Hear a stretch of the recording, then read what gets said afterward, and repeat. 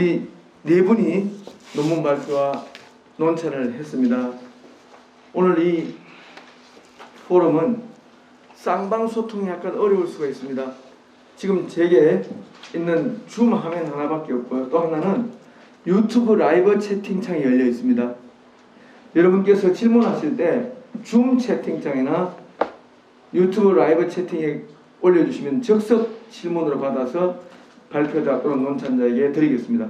먼저 미리 보내준 참가자 질문이 있어서 제가 이걸 읽어드리고 각각 네 분 중에서 적당한 분이 답변해 주기를 기대합니다.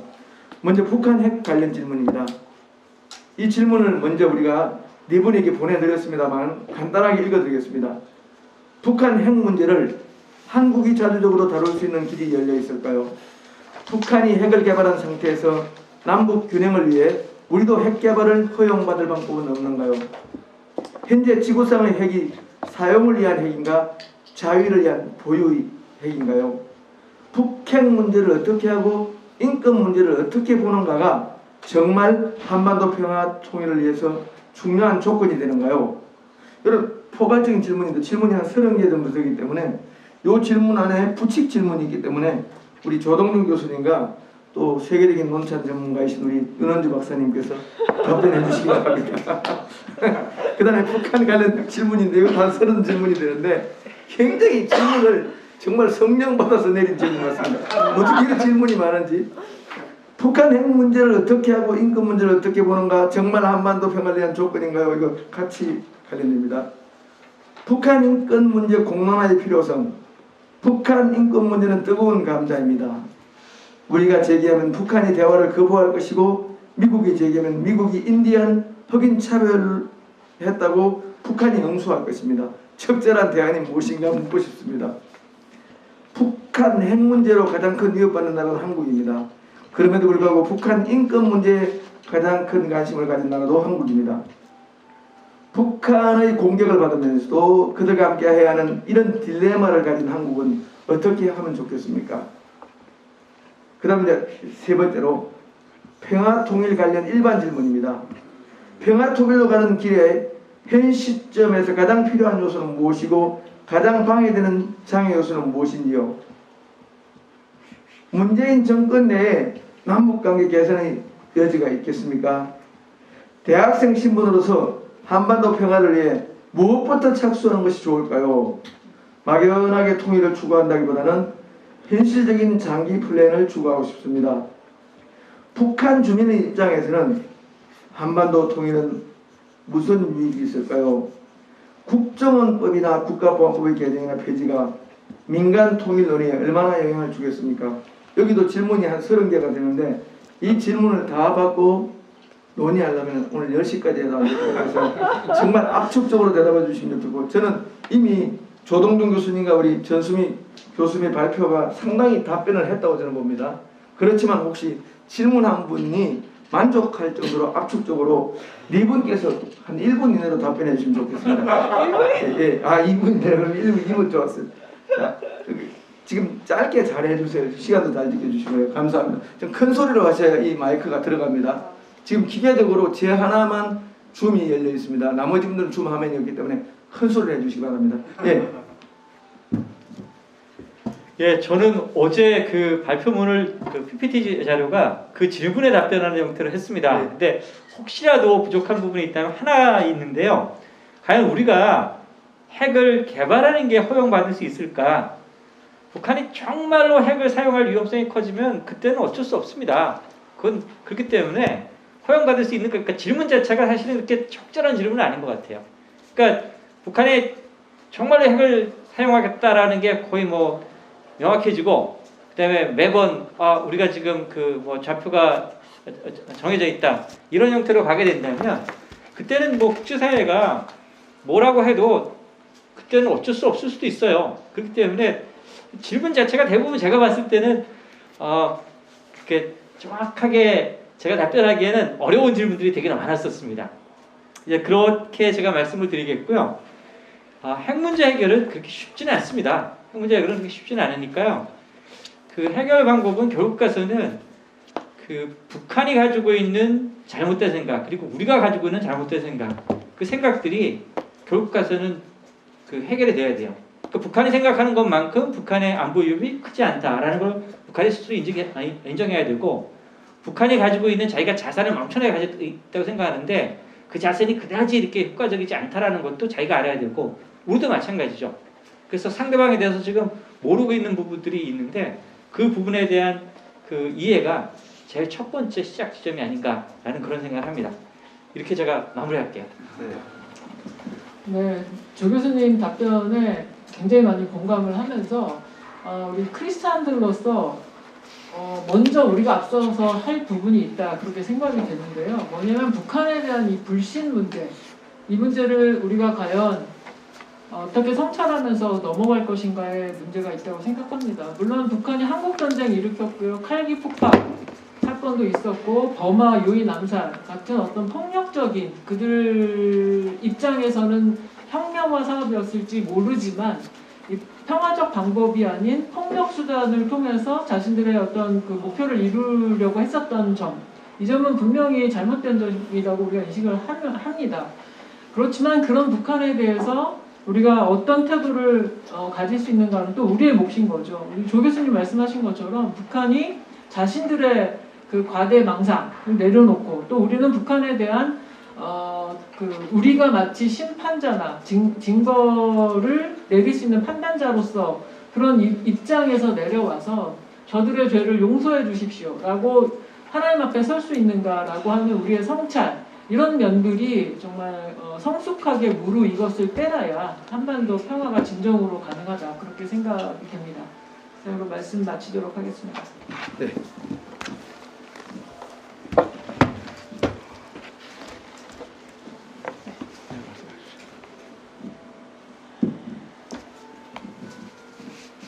네, 전세경 교사입니다. 그러니까 좋은 질문도 너무 많이 해주셨는데 교수님께서 앞에서 말씀하신 대로 좀 다 대답을 못하기 좀 최선을 다해서 해보겠습니다. 독해가 인간 문제는 저는 한마디로 얘기해서 그냥 인간의 생존, 정지훈 교수님 질문인데 이거 대답하시는 생존의 문제라고 그냥 생각을 하시면 될 것 같습니다. 독해도 결국에는, 왜냐하면 지금 북한의 핵 보유에 대해서 남한에서 국방부에서 어떤 얘기가 나오냐면, 우리도 그냥 핵 가지고, 우리가 핵 가지게 되면 일본도 가진다, 그냥 다 가지자라는 논의가 지금 나오고 있거든요, 실제로. 그런 측면에서 결국에는 어떤 핵이라는 게 단순히 뭐 원자력 발전소나 그런 걸 연기해서 하지만 인간의 생존 문제랑도 우리 안보 문제랑도 연결되는 거, 그리고 인권도 어떤 북한 주민의 생존권, 생명권에, 만약에 헌법상 기존의 이거 대구전당법에서 문제가 됐던 게 주민의 생존권과 그런 그 표현의 자유가 상충했을 때 뭐가 우선이냐 했을 때는, 기본적으로 기본권 상충에서는 기본권도 우위가 하이어라키가 있습니다. 생존권이 먼저 있다는 게 기본적으로 헌법 기반서 태도이기 때문에, 그런 생존권 측면에서 북핵 문제와 인권 문제를 저희가 이렇게 바라보는 시각도 분명히 필요하다라는 거고, 북한 문제 제기를 했을 때 여러 가지 딜레마를 말씀해 주시는 게 맞습니다. 왜냐하면 북한 문제에 대해서 우리가 순수한 그 인권 문제가 아니라 인류 보편적 가치로 사실 보셔야 되는데, 거기에 대해서 그 남북한 분단 상황 때문에 좀 특수하게 정치적 공세화로 진짜 북한의 주민의 인권, 생존권을 생각한다면 실제적으로 퍼주기라는 단면보다는 인도적 지원을 최소한 생존할 수 있게 해야 됨에도 불구하고 붕괴를 전제로, 정치적 공세화를 전제로 인권이 좀 사용되고 있는 측면이 있기 때문에, 저는 그래서 적절한 대안은 지금 이제 유엔에서 2005년부터 제기된 게 있습니다. 정상회의 그 서밋에서 제기된 인간 안보 측면인데, 인간 안보란 그동안의 국가 안보적 측면에서 북한을 바라보고 북한을 평가하고 대응을 했다면, 이제는 인류 보편적인 가치인 인권, 그리고 인간의 생존권의 존엄성에 기반을 해서 인간 안보적인 측면에서 북한을 바라보고 북한 주민들을 바라보고 남한 안에 있는 탈북민들을 바라볼 때, 저희가 이제 기본적인 인권을 실질적으로 구현할 수 있고, 이제 과거에 이제 국가 안보적인 차원에서의 국가 폭력을 예방할 수 있는 하나의 그런 이제 작용할 수 있는 대안으로서 인간 안보 측면에서 이제 바라보기가 될 수 있지 않나라고 생각을 했습니다. 평화 통일에서 저는 학생들한테 부탁드리고 싶은 건, 제가 통일 물어보면은 다 관심 없으세요. 자기 일 아니니까. 저는 이해합니다. 왜냐하면 지금 대부분 남북 경협에서 주요 사업자들이 누굽니까? 50대 이상의 그 사업자들이거든요. 여성분들도 거의 배제돼 있어요. 그래서 저는 정말 제가 학생들한테 물어봐요. 통일에 관심 없다고. 주로 관심 있는 게 있습니다. 인스타그램, 페이스북 해야 되니까 김일성 광장이나 김일성 종합대학 앞이나 동상 앞에서 사진을 찍어서 올리고 싶어요. 왜냐면 사진 찍으면 좋아요가 막 눌리니까. 그러니까 여행은 가고 싶고 한번 음료와 냉면도 먹어보고 싶고 뭔가 특이한 장소에서 냉과 먹어 SNS에 올려서 스타가 되고 싶고 유튜브 촬영도 하고 싶어요. 저 통일이랑 관심 없어요. 그러니까 그러한 청년들의 시각을 정부에서 철저히 좀 하셔서 그리고 지금 대북 사업에 있어서도 철저히 기성세대에만 참여하고 있는 청년들이 대북 사업에서 어떠한 오히려 직업을 창출할 수 있는 측면에서도 굉장히 유의미하기 때문에 청년이 대북 사업에서 어떠한 역할을 해서 특히 북한은 주로 과학기술이 발달되고 소프트웨어가 발달되어 있는데 이거와 연결해서 4차 산업혁명 시대에 이걸 발맞춰서 청년한테 전 역할을 줄 수 있는 하나의 통로를 정부 차원에서나 민간 차원에서 마련을 하셔야 된다고 생각합니다. 그러한 북한에 대해서 알고 북한에서 우리가 언론에서 보는 거는 한계가 있기 때문에 직접 눈으로 보시고 이러면 우리가 통일 생각해 볼 수 있지 않아? 북한은 이런 곳이구나. 좀 가볍게 우선 여행부터 시작하고 자꾸 접촉하는 서로를 이해하는 접점을 정부 차원이나 우리 평화통일연대에서 저는 만들어주시고 간곡하게 요청드리겠습니다. 네, 여기까지 마치겠습니다. 예, 예. 우리 정종훈 교수님, 답변해 주시죠. 예, 저한테는 직접적인 또 질문이 들어왔기 때문에 그걸 응답하고 나서 또 이야기를 조금 더 전개하도록 하겠습니다. 남북 장애인들이 정치적 목적에 의해 정해진 장소에 거주해야 하는 것도 또 다른 인권 문제를 야기할 수 있지 않을까요? 예, 지금 막 든 질문이에요. 그래서 제가 이거는 언급을 해야 될 것 같습니다. 사실 자유권 가운데 거주 이전의 자유라는 것은 가장 기본적인 자유권이거든요. 물론 북한은 그게 자유롭지 않지만 적어도 우리 남한사회는 그 부분에 대해서는 보장되어 있습니다. 자, 그런데 특정 지역의 장애인들을 일방적으로 모을 수는 없는 것이죠. 북쪽이든 남쪽이든 원하는 장애인들을 그 장애인 시설에 이제 이렇게 초대를 하고 또 케어를 하는 건데 숫자가 얼마나 될지는 모를 일이에요. 그러나 이건 하나의 상징적인 제안입니다. 상징적인 제안. 그래서 이걸 초점으로 해서 이걸 출발로 해서 이제 남북 교류의 문제라든지 협력의 문제라든지 또는 장애 문제에 대한 관심이라든지 이런 것들을 보다도 크게 촉발시켜보자 뭐 그런 이야기입니다. 예, 이건 누구를 일방적으로 강요해서 모을 수 있는 성격이 아니에요. 그러나 남한, 북한 전체를 통틀어서 이보다 좋은 시설이 없다. 아유, 그렇게 만들어 놓으면은 안 갈 이유도 없지 않겠습니까? 그런 노력을 해보자는 거죠. 그리고 이제 오늘 전체 토론과 관련해서 저는 두 가지를 이야기하고 싶어요. 첫째는 북한을 국가로 규정해야 된다. 저는 그렇게 봅니다. 이미 남한과 북한 유엔에 동시에 가입했어요. 유엔과 유엔에 속한 국가들은 대한민국과 조선민주주의 인민공화국 두 나라를 대하는 거지 반쪽의 남한, 반쪽의 북한을 대하는 게 아닙니다. 그런데 지금 우리 헌법도 그렇고 지금 뭐 여러 가지 우리 국내의 상황을 보면 북한은 그냥 우리가 잃어버린 국토고 잃어버린 국민이에요. 그 상태에서 접근하는 한 남북 관계는 한 발자국도 나갈 수 없다고 생각합니다. 이제는 우리가 국가로 인정하고 거기서부터 출발하되 다른 국가는 좀 다른 특수관계의 국가라고 보면 좋지 않을까 이런 생각이고요. 두 번째 이것도 좀 파격적인 부분인데 요즘 이제 그 국가보안법을 폐기하기 위한 엄청난 노력들을 하고 있지 않습니까? 저는 국가보안법은 폐지돼야 된다라고 봅니다. 그러니까 이 국가보안법이라는 것이 기본적으로 북쪽 사회를 적으로 규정하고 출발하는 거잖아요. 그런 상태에서 만나자, 뭐 교류하자, 협력하자, 화해하자 그거 불가능한 이야기입니다. 그건 전제부터가 잘못되어 있는 거예요. 그리고 아시다시피 우리 역사 속에서 이 국가보안법이라는 것이 얼마나 임의로 적용되면서 반민주적인 그런 악법으로 활용돼 왔습니까? 국가보안법이 아니라도 그 내용들에 적지 않은 부분들을 형법이나 다른 법으로 다 대체할 수 있는 상황인데 이제는 남북 화해한다는 차원에서라도 상징적으로 국가보안법 이제 우리 폐지한다 이렇게 선언하고 나가면 남북 관계가 굉장히 갑자기 좋아질 수 있다 저는 그렇게 생각합니다. 이상입니다. 예, 지금 우리 토론의 범위를 약간 넘는 하나의 좋은 주장까지 이게 프로포절인데 이건 왜냐면 가능한 발언인데요.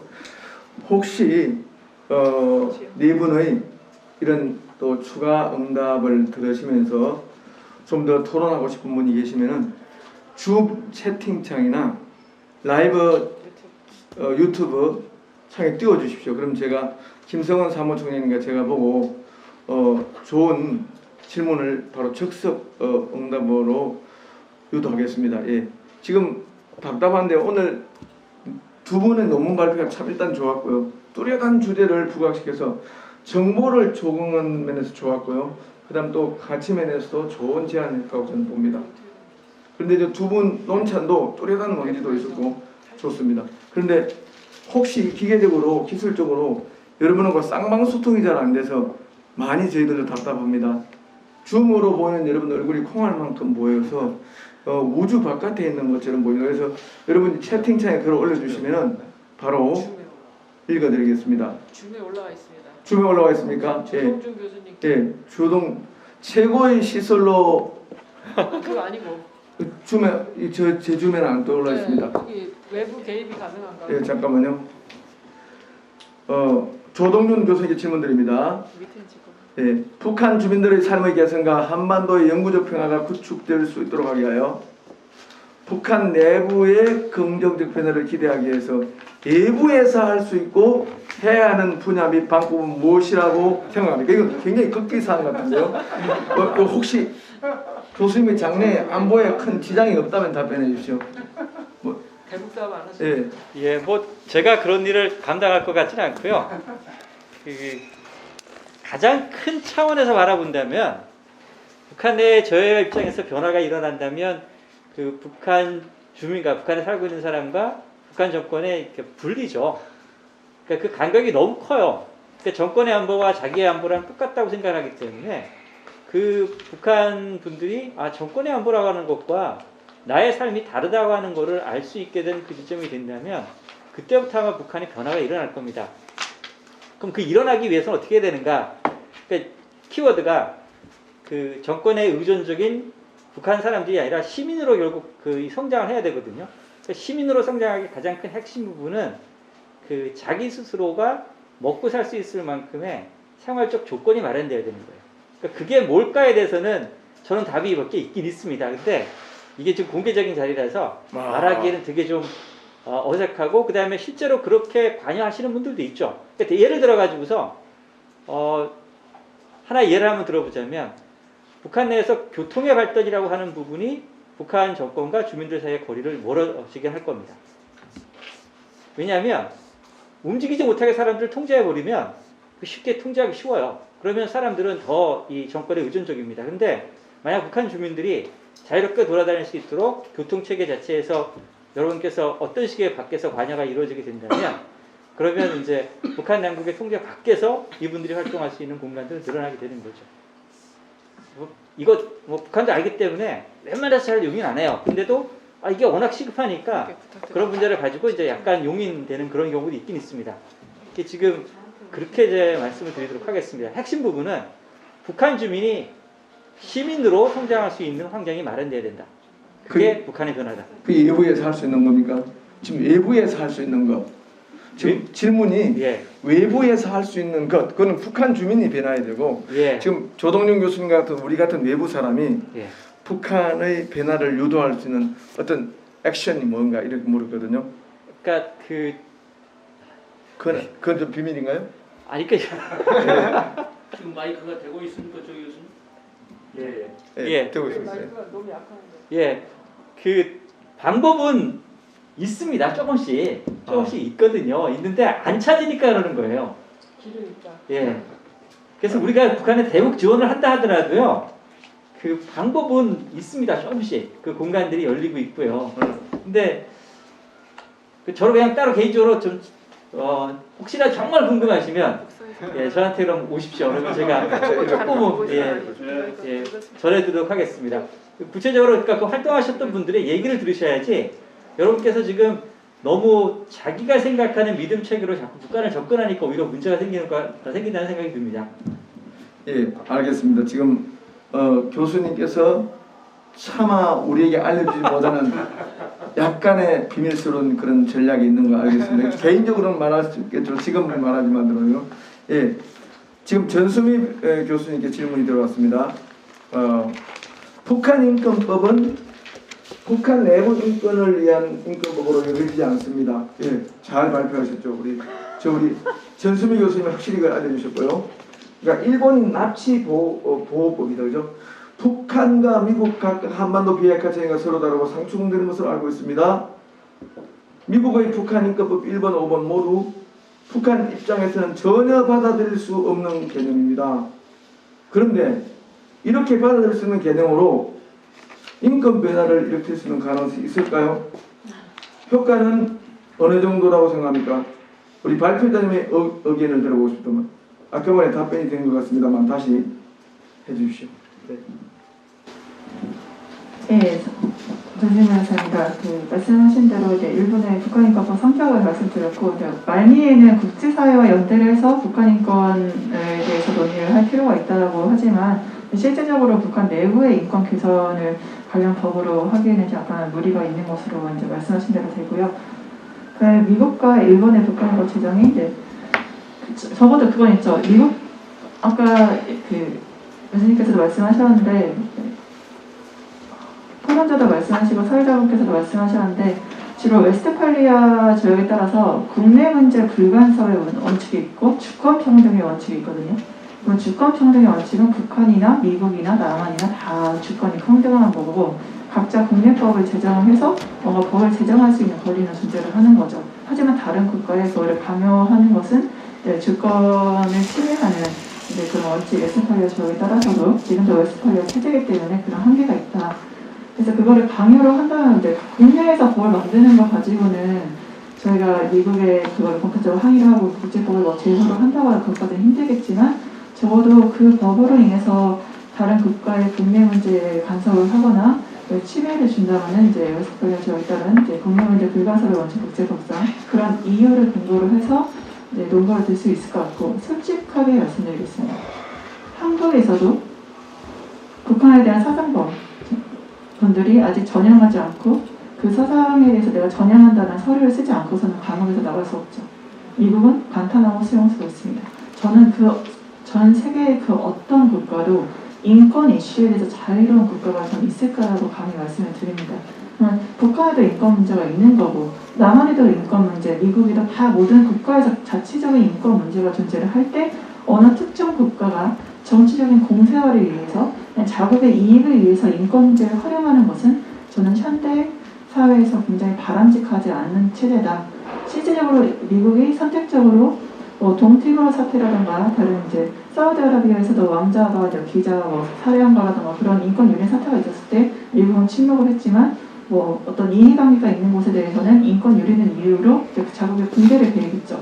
그건 전 선택적 정의라고 정의를 하고 싶은데 자, 그런 인도적 개입 문제가 됐기 때문에 지금 R2P 보호 책임 문제가 나온 거고 전 인권 문제 또한 어느 특정 국가가 인권 문제를 이유로 해서 침투하는 수단으로서 이용하는 그런 선택적 정의의 실현 수단으로 이제는 하는 것보다 아까 말씀드린 인권 안보 측면에서 어느 한 국가가 문제 제기를 하는 게 아니라 전 세계의 많은 국가들이 다자적으로 같이 그걸 위해서 담론을 펼치고 얘기를 하는 것으로 국제 공동체의 책임으로서 문제 제기를 하고 같이 개선할 수 있는 방안을 제시하는 게 지금 북한 그거를 받아들이는 북한 입장에서는 어느 특정 국가가 무슨 법을 만들고 제재하고 하는 것보다는 저는 항상 예시를 몇 개 들어요. 저랑 정말 친한 사람이 전수희 변호사 머리 스타일 왜 그래? 별로다. 라고 이제 친한 사람이 얘기하면 나 오늘 진짜 별로네? 라고 제가 수정을 하지만 저랑 이제 몇 번 보지도 않거나 죽도록 싸웠던 사람이 전수희 변호사 머리 스타일 왜 그래? 별로다라고 하면 저는 기분 안 좋을 것 같거든요. 북한과 미국 그리고 한국과 북한은 서로 죽도록 중환자실까지 갔었던 싸운 사이입니다. 서로에 대한 신뢰가 없어요. 신뢰가 없는데 문제 제기만을 하는 것은 북한에 대해서 얼마나 진정성 있게 그 문제를 받아들이게 하고 그걸 개선할 수 있는 의지를 보양시킬 수 있는지 저는 사실 그게 의문입니다. 기본적인 신뢰와 상대방에 대한 믿음이 있을 때 그 어떤 문제 지적에 대해서 진정성을 확인을 하고 움직일 수 있다고 생각하기 때문에 그런 과정들이 필요하다고 보고 그렇기 때문에 밑에 부분 더 있는데 그렇기 때문에 저희가 그 이상적으로 제가 그 전체로서의 코리아 인권을 말씀드렸을 때 이상적일 수 있다고 말씀하셨는데 제가 왜 그러냐면 북한 입장에서 남한 안에 있는 탈북민 인권도 제대로 개선을 못하고 케어도 못하면서 북한 안에 있는 북한 사람들의 인권 문제를 제기하는 게 과연 북한의 당국 입장에서 남조선이 우리를 너무너무 사랑하는구나 라고 생각했지. 아니 북한에서 교육을 하는 북한에서 인권의 개념은 남조선 당국과 미 제국주의 원수들이 우리를 깨부시기 위해서 우리를 비난하기 위해서 만든 용어라고 인권을 교육하고 있는 시점에서 저희는 과연 무엇부터 선제적으로 해야 되는지 우리부터 우리 안에 있는 북한 주민들의 인권을 수호하고 보호하고 개선하려는 노력을 하면서 인권 대화를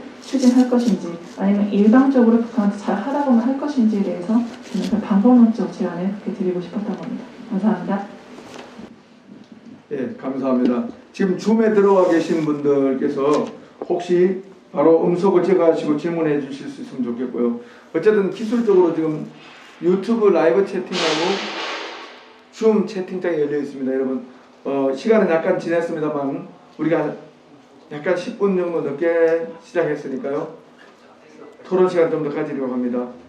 예, 두 분의 발표하고 논찬이 전반적으로 북한 사회를 좀 더 이해할 수 있도록 우리 마음의 지평을 열어주는 것 같습니다. 특별히 우리 조동준 교수님은 북한 사람들이 17.8% 정도의 전 주민의 사상자 피해자를 발생시킨 한국전쟁의 그 참혹한 결과를 인용하면서 북한이 국가 안보에 대해서 느끼는 강박증을 약간 이해할 수 있도록 도와줬습니다.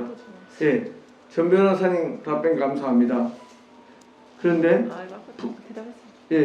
북한 내부의 사람들과 한국에 거주하고 있는 탈북자들을 같은 개념으로 확정해야 하는 코리아 인권은 이상적이긴 하지만 서로 극명하게 다른 입장을 취하는 각각의 사람들을 무리하게 우리가 되게 하려는 시도는 되지 않을까요? 하는 우려가 생깁니다. 예, 지금 전수미 변호사님은 이거에 대한 답변이 됐기 때문에 별로 답변하고 싶지 않은 것 같습니다. 지금 별로 아니다. 제가 방금 들었던 게 그래서 저희 안에 남한에 계시는 북한 탈북민분들, 북형민분들의 인권에 대해서 제가 깜짝 놀랐던 게 미국의 어떤 특정 언론사에서 제가 탈북 여성분들 도와드리고 계속 탈북민 사역을 하고 있으니까 이거에 대해서도 좀 언론의 이슈와 미국에서도 좀 탈북 여성분들이 이제 또 소수의 이제 같은 고향에서 오신 남성분들에서 어떻게 성착취 당하고 유린 당하는지에 대해서도 좀 보도가 필요하다. 이건 미국의 책임도 있다. 뭐 트럼프 대통령과 사진을 찍거나 미국의 유령 국회의원과 사진을 찍으면 그게 내 뒤에는 미국의 배우가 있다. 나를 건드리면 CIA, FBI가 너희를 죽일 거다. 이런 식으로 인식이 퍼진다고 하더라고요. 그래서 본인이 성착취를 당해도 건드릴 수 없는 그런 이제 한계적인 어떠한 남한에서 새로운 하이어라키를 만드는데 미국도 기여하고 있는 측면이 있다면 미국도 저는 이걸 알아야 되지 않겠나. 미국에서는 모두 좋은 마음으로 인권 개선을 위해서 이제 후원을 해주시는 거지만 그게 다른 측면에서 탈북 여성들의 인권 유린 도구로서 사용되고 있다는 그런 현실을 알아야 되지 않을까라고 말씀드렸더니 그거를 보도를 하면 그 북한에서 좋아하지 않을까. 그냥 탈북을 하면 남조선이 저렇게 된다라고 도구로 사용되기 때문에 그거를 언론에 보도할 수 없다고 자기네 기사에다 쓸 수 없다고 하시는 거 보면서 이분들은 결국엔 정말 남한에 있는 북한 사람들의 인권이나 북한에 있는 북한 사람들의 인권을 중시하시는 게 아니라 그냥 북한이 뭔가 활용하는 게 싫어서 인권 자체를 아예 그냥 기사화시키지 않는 선택적인 인권에 대해서 그거를 기사화시키시는구나라고 제가 굉장히 많이 놀랐었던 측면이 있습니다. 확실히 북한 인권은 이러한 식으로 정치적으로 이용되고 있던 측면이 있기 때문에 저는 그런 것들 유의해서 그래서 인간의 보편적인 가치, 존엄성, 인간 안보적 측면에서 남한에 계신 분이다, 북한에 계신 분이다, 인간 자체로서 귀하게 대접받는 그런 단면이 필요하다고 봤고 장애인분들 최고의 시설로 만들어서 유지하는 거라기보다는 계속 저는 국제사회 문제 제기가 제가 북한 인권 문제를 어느 특정 국가가 인권의 담론으로 정치적 공세화를 해서 침투시키는 어떤 붕괴시키는 와해의 수단으로 사용하기보다 그러니까 국제사회 보호 책임으로서 다자적인 입장에서 왜냐하면 어느 국가도 인권에 대해 자유로울 수 없기 때문에 다자적 입장에서 그 북한의 문제 제기를 하고 그래서 보고서 제출을 요구하는 거 유엔 차원에서 저는 그게 굉장히 유의미했기 때문에 북한에서도 그런 아동권리위원회 국가 유엔 보고서를 제출한다거나 아동이나 여성에 대한 그런 협약을 가입을 하고 보고서 제출할 때 이런 보고서를 잘 제출하기 위해서라도 내부에서 변화가 계속 있었던 거거든요.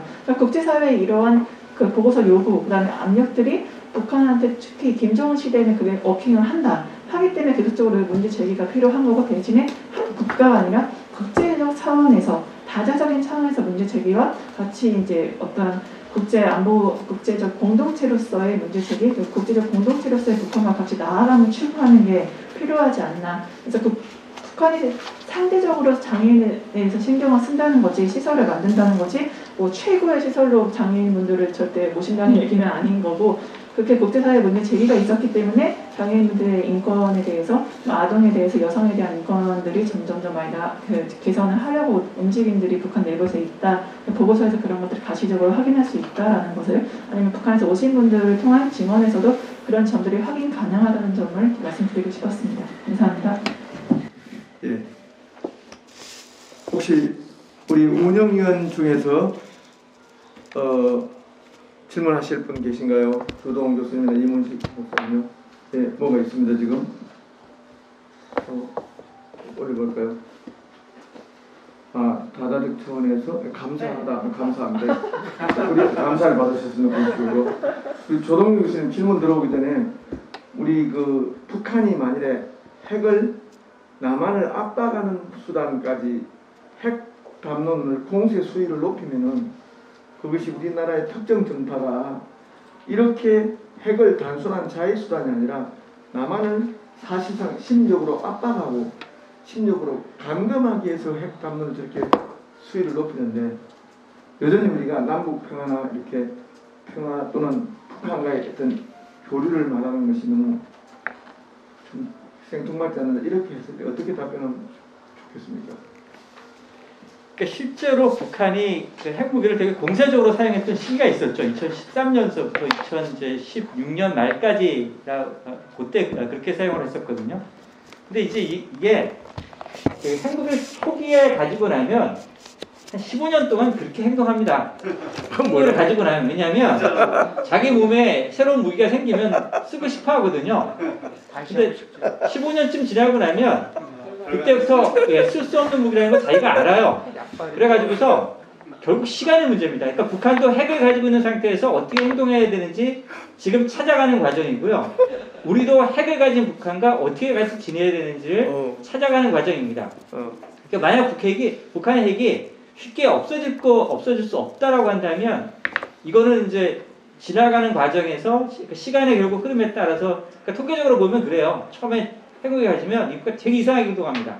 그러다가 결국 가서 한 15년쯤 지나고 나면 이게 이제 서로 찾아가는 거죠. 서로 내가 어떤 위치를 차지해야 되는가. 그 과정을 지금 남북한은 이미 사실상 지났다고 봐야 돼요. 그래서 북한이 요즘 최근 들어가지고 그런 얘기 많이 했잖아요. 그러니까 행정부가 바뀌면 북한이 핵무기를 쓸 거다, 위협할 거다.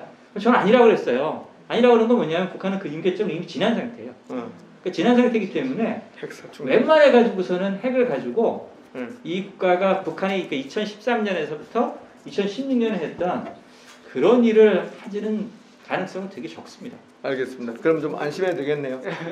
안심하셔야 되는 이건 아니에요. 왜냐하면 그거는 말이 다르다는 거죠. 말로 하는 것과 행동하는 것은 달라요. 오히려 사실은 만약 정말 핵무기의 위험성을 따진다면 북한이 전술핵무기를 가졌기 때문에 위험성은 늘어났지만 그게 말은 중요한 게 아니고요. 사실은 행동이 더 중요한 겁니다. 그렇기 때문에 계속 눈여겨보긴 봐야 돼요. 정신은 차려야 되겠네. 정신은 차려야 되는 거죠. 정신은 차려야 되는데 지금 이제 큰 문제가 뭐냐면 사람들이 우리 익숙하지 않으니까 말에 너무 속는 거예요. 북한이 갑자기 위협을 하면 정말 여기 심각한 위험이 생기는구나. 그게 아니라 북한이 하는 행동을 유심히 보면 저게 그냥 말로 지나가는 허풍인지 아니면 진짜로 뭔가 불만이 있어가 저런 행동을 하는지 그거에 대한 판단까지 가야 되는데 그 판단을 익숙하지 않으니까 우리가 못 하고 있는 거죠. 일반 이 국민들의 입장에서는. 여기서는 질문할 수 없나요? 질문할 수 있습니다. 예, 나오셔서 하시죠 그냥 대표님이시니까. 예. 예. 북한의 변화를 촉구하는데 북한 내부에서의 변화, 또 북한 외부에서 변화를 촉구하는 이제 그런 방법에 대해서 말씀해 주셨는데요. 사실 저는 고전적 민주주의 이론이 북한에서 통하겠는가? 제가 말하는 고전적 민주주의 이론은 민주주의는 피를 먹고 자란다.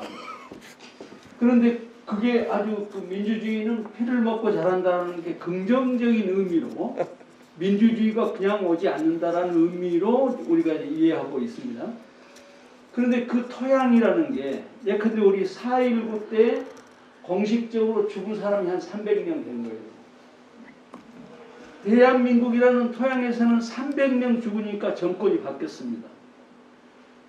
광주에서 공식적으로 지금 한 500명 죽은 것으로, 뭐 공식적인 발표는 500명도 안 돼요. 그러나 실제적으로 한 500명 죽으니까 그 여진이 우리 대한민국 이 5.18 민주화 운동이 우리 대한민국에 미친 영향력이라는 것은 뭐 그 이후로도 전두환이가 7년을 해먹었지만 그러나 엄청난 충격을 줬어요. 그 토양이 문제거든요.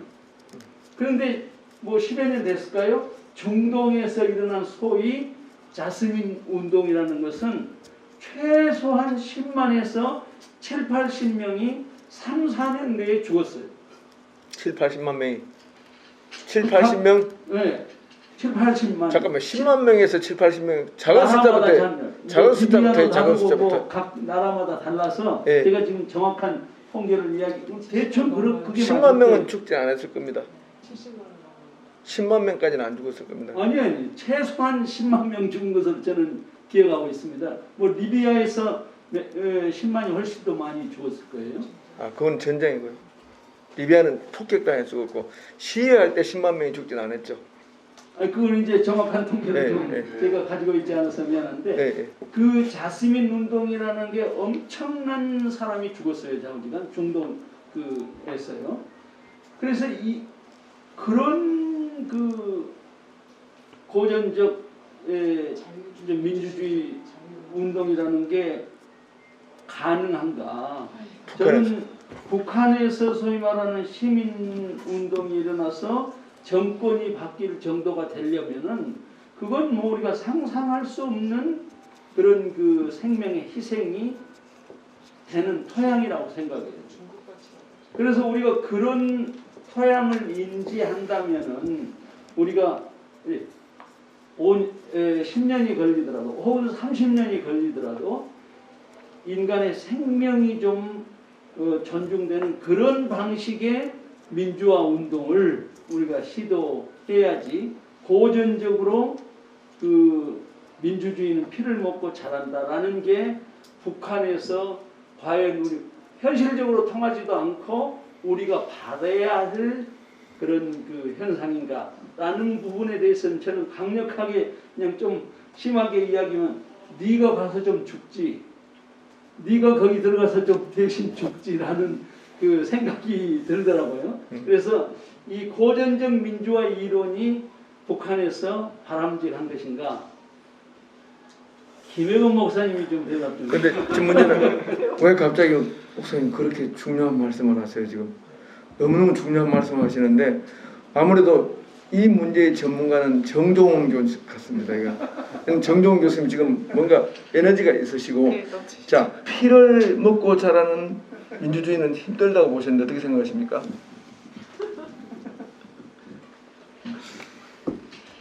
굉장히 무거운 주제고 또 중요한 주제이기도 한데 저는 이제 아까 핵 문제, 그다음에 인권 문제를 이야기하다가 갑자기 국가로 인정해야 된다. 그리고 국가보안법을 폐지해야 된다.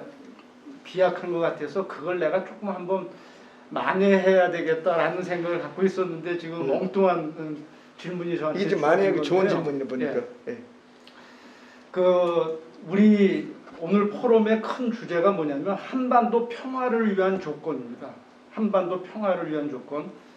그러니까 핵 문제라든지 또 인권 문제라든지 이런 건 제가 볼 때는 강론적인 문제들이에요.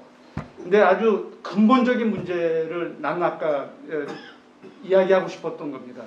한반도의 진정한 평화를 위해서 우리가 어디서 출발해야 되겠느냐. 그게 이제 국가로 인정하는 것, 그 다음에 적으로 계속 설정하고 임의로 사용해온 이 악법을 폐지하는 것, 그 이야기를 한 거고요. 그 다음에 방금 이제 우리 강경민 목사님께서 말씀하신 민주주의는 피를 먹고 자란다 하는 이야기요. 물론 역사적으로 그런 과정을 거쳐왔지만 그것을 필수적인 전제 조건으로 삼아서는 저는 안 된다고 봅니다.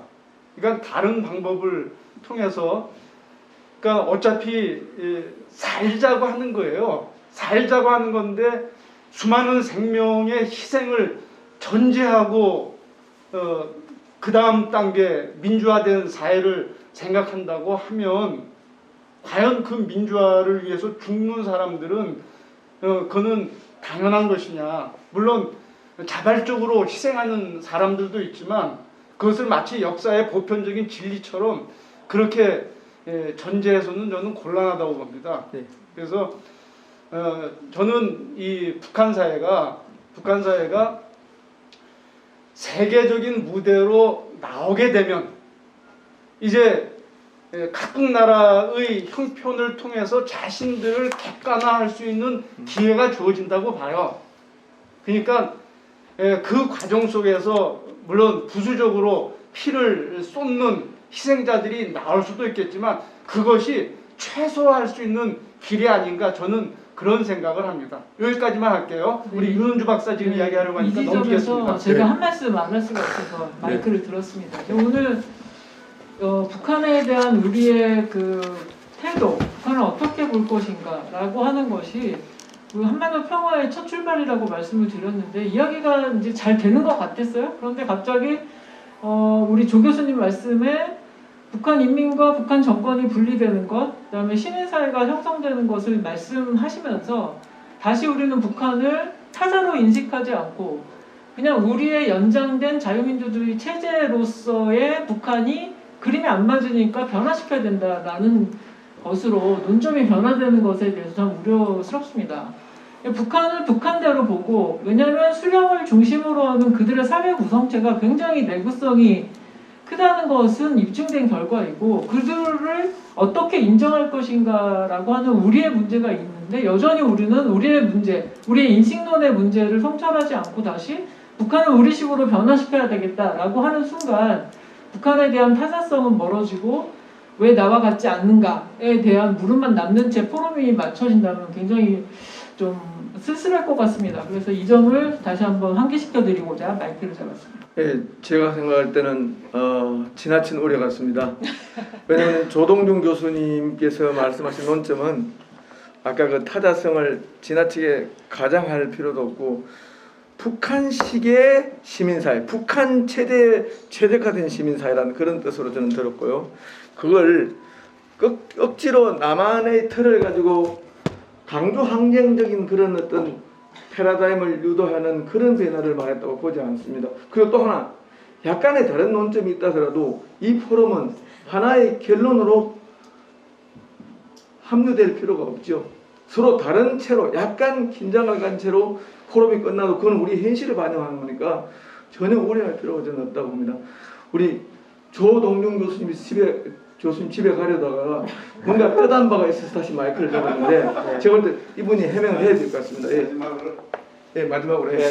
해명은 아니고요. 저는 기본적으로 생각하는 게 우리 방식으로 북한을 바꾼다고 생각하면 그건 전혀 불가능하다고 생각이 들어요. 그래서 결국 가서는 북한 주민이 시민으로서 자기의 삶을 결정할 때 그때 북한이 변하지 외부에서 우리가 어떤 식의 바꿔라 라고 해가지고 북한이 그런 식으로 바꾼다? 저는 그 절대로 생각 안 합니다. 그건 불가능하다고 생각이 들고요. 그렇기 때문에 저는 북한을 제가 보기엔 저는 북한을 타자할 생각을 안 해요. 그러니까 저는 북한이 가지고 있는 고유성이라고 하는 것도 인정하고 오히려 지금 가장 타자화시킨 게 뭐냐면 통일론이 같아요. 한국 내에서 통일론이가 북한을 가장 타자화시키는 그 담론체계가 아닌가라는 생각이 들거든요. 우리가 아주 솔직히 한번 고백해 볼 필요가 있습니다. 통일이라는 단어가 나왔을 때 뭐의 통일이었을까? 제일 처음에 국도 통일이었었습니다. 그러니까 그곳에 있는 사람이 중요한 게 아니고요. 땅덩이를 통일시키겠다는 게 그 생각이었었습니다. 자, 그런 다음에는 우리가 가지고 있는 방식대로 북한 사람들이 이쪽으로 들어오게 하는 게 통일이다. 글쎄요. 그 통일을 가지고 그렇게 통일 접근하시면 통일을 멀리하는 반통일 세력입니다. 왜냐하면 북한 주민들에서 북한 사람들 중에서 그러면 다 죽는데 북한 지도층의 입장에서는 그 통일에 찬성하겠습니까? 절대 찬성 안 합니다. 핵심은 뭐냐면요. 북한 주민들이 시민으로서 자기 삶을 주체적으로 핵심이 주체적이에요. 이 부분이 보장이 되는가 안 보장되는가가 핵심이지 지금 우리가 북한을 어떻게 바라보고 있는가 이게 더 중요하다고 그렇게 생각지는 않습니다. 네. 제가 마무리하고 마치려고 합니다. 지금 1990년 10월 3일 날 11개월 베를린 장벽이 무너지고 11개월 만에 독일이 통일됐습니다. 근데 그때 독일이 통일될 때 독일 공산당 지도부가 사형당한 사람이 아무도 없고요. 그 크렌츠라는 그 당시에 베를린 장벽 무너졌을 때 공산당 최고 간부는 통일된 독일 방송에 고정 출연자가 되었습니다. 그리고 호네크는 남미로 망명을 했는데 자연사를 했습니다. 근데 호네크가 마지막까지 한 말이 중요합니다. 독일 통일을 싫어한 사람은 서독 주민이었고 독일 통일을 열렬히 바랐던 사람은 동독 주민이다. Wir sind ein Volk. 우리는 하나의 백성이란 말. 이거는 동독 사람이 한 말이지 서독 사람 한 말이 아니다. 하면서 동독 사회주의가 만일에 아래로부터의 시민 민주주의가 아니었다면 어떻게 투표했겠느냐 하면서 끝까지 호네크는 동독 사회주의가 전체주의가 아니라 자유민주주의보다 더 인민의 여기는 수렴을 잘한 시민민주주의라는 말을 했습니다. 그러니까 우리가 북한을 볼 때 지금 우리식의 민주주의 개념 가지고 보면은 낯선 부분이 있습니다. 그러니까 북한 사회가 돌아가는 방식을 북한의 관점으로 돌아볼 수 있는 여유가 있다면 우리는 훨씬 더 북한을 가깝게 여기면서 대화의 파트너로 여길 수 있을 것 같습니다. 오늘은 너무 중요한 말씀들을 많이 했습니다. 필기해가지고 곱씹어야 될 말이 많은데 이 내용들을 이 짧은 시간에 다 담지를 못하는 시간이 안타깝습니다. 2차 포럼이 이재준 시장님이 주신 또 기금으로 고향에서 합니까? 맞습니까? 예, 그때는 아마 좋은 음식으로 여러분을 모실 수 있길 바랍니다. 우리가 음식을 대접하고 싶어도 대접할 수 없습니다. 그래서 오늘은 고향 시장님, 고향 시민들에 대한 감사의 묵념을 10초 하고 감사의 묵념, 추모 묵념도 있고 감사의 묵념도 있어요. 예. 왜냐면 지금 감사의 묵념은 감사를 10초 동안 하는 겁니다. 자, 그리고 나서 서울시장도 앞으로 이런 발전 기금을 낼 수 있도록 기도합니다. 여러분 오늘 발표하신 두 분, 논천하신 두 분, 또 토론에 참여하신 여러분들, 그리고 하고 싶어도 아무 말도 하지 못하고 끝까지 이 자리를 지키신 이건복 목사님 등 여러분 너무 감사합니다. 감사합니다. 네. 예, 모든 변론.